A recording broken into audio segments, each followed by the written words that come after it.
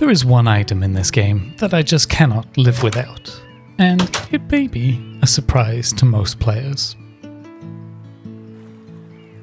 It's not an amazing enchanted tool that helps me gather resources or fight off mobs like some players might love. It's also not that perfect armor set to protect me from the mobs in this game. It is in fact the plain old Bonemeal that I just cannot do without. Yes, it's not the coolest item in the game, but I use it so often that it makes sense to have a large amount of it. And that is the plan for today's video, to work on our first automated farm of the series to get us a source of bone meal that will help us continue our progress in this village.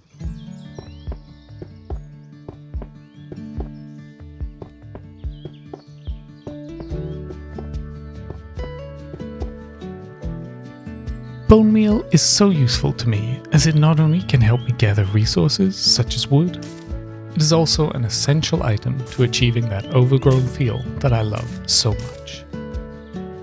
At the moment, to gather bone meal, I am harvesting a field or two of our crops, and then putting the seeds into our little composter set up in our storage room. But there is a much more efficient way of getting this. For this video, we'll be building a bone meal farm from Dewcrafter, and of course the link to the original video will be in the description below, so do go check them out if you're looking for a compact bone meal farm.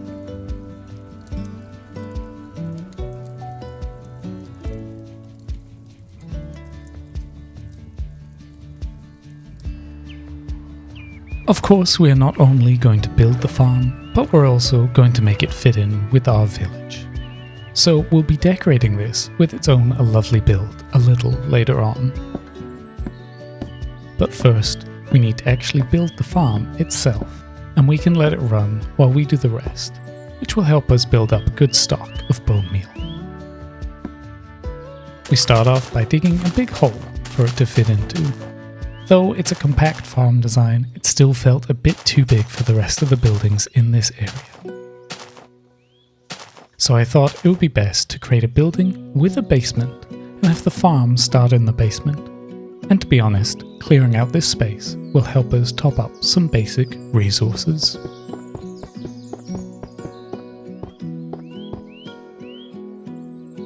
Once the hole is big enough for this farm, we start to work on the machine itself.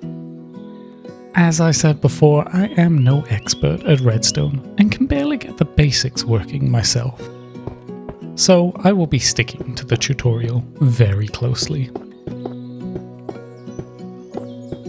The link of this tutorial will be in the description for those who want the full thing. It was very easy to follow along with.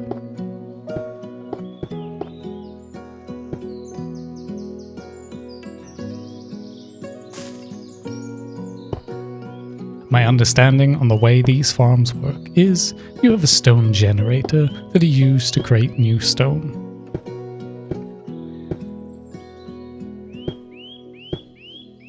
This gets pushed along a few blocks by pistons and destroys any moss that gets in its way. At the end of each line of pistons, we also have an unpushable block, in this case a furnace. An observer senses the change from moss to stone and will trigger the bone meal on a moss block, thus converting the stone itself back to moss.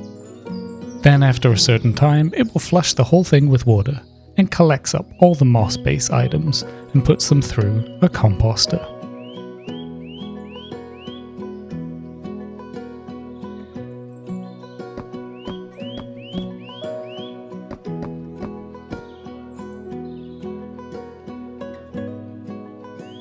There is also a little side storage where we can split off some moss items because we'll also want to keep some of them as well.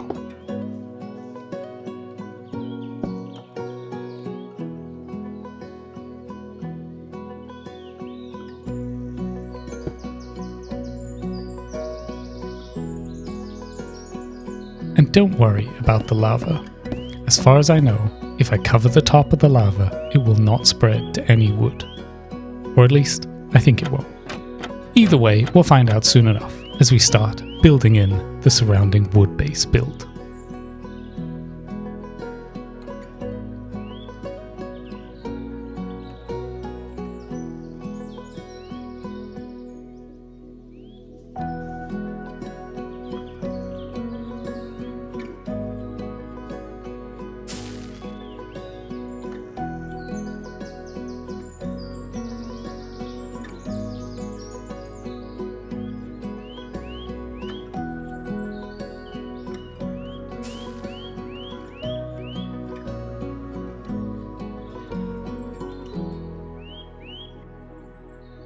Now, since this is a slightly more industrial build than the rest of the area, I wanted to give it a more warehouse feel, compared to anything else that we've built up until this point.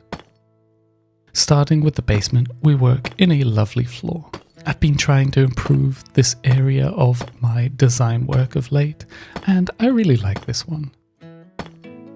It has a border of deep slate with stripped spruce and birch wood running through it.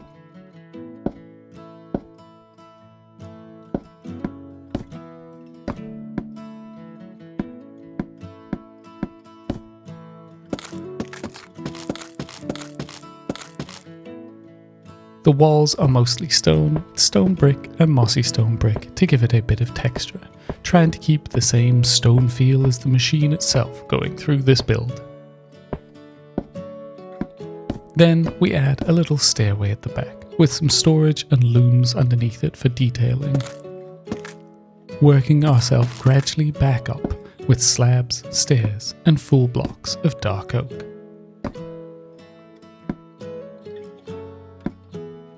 This allows us to get up and down from the build to collect our bone meal.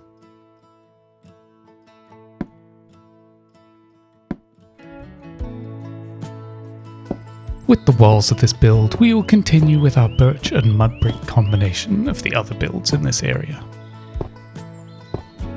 I'm still really enjoying the effect that these blocks give to these buildings. And I also like the fact that the buildings in the village all look similar in the block palette.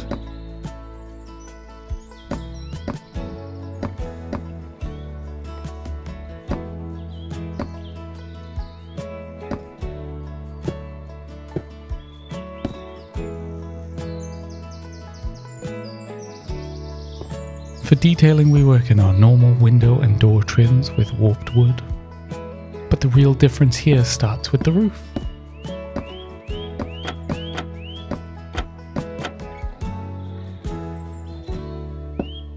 Here, as we're aiming for a warehouse style, I went with a shallow, sloping roof, mixing in an edge of mangrove with a main part of deep slate, adding in some variation with trapdoors, buttons and other items to give a little more detail and depth to the roof.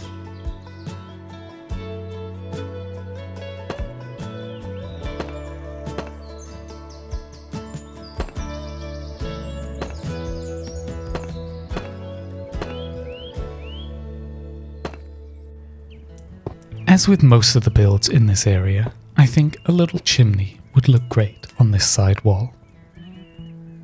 Since this is an industrial style farm inside, we could assume that there needs to be a chimney to remove some of the smoke and dirty air from the machine. Working in our normal stone design and topping with the campfires and dark oak trap doors.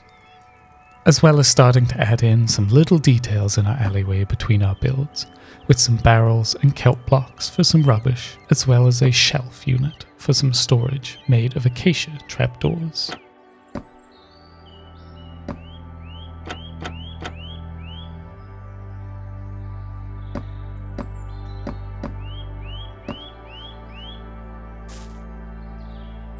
I'm loving the little differences in the builds compared to the other builds in the area, and I'm also loving how much bone meal is being produced. Thank you so much for watching, and until next time, bye bye.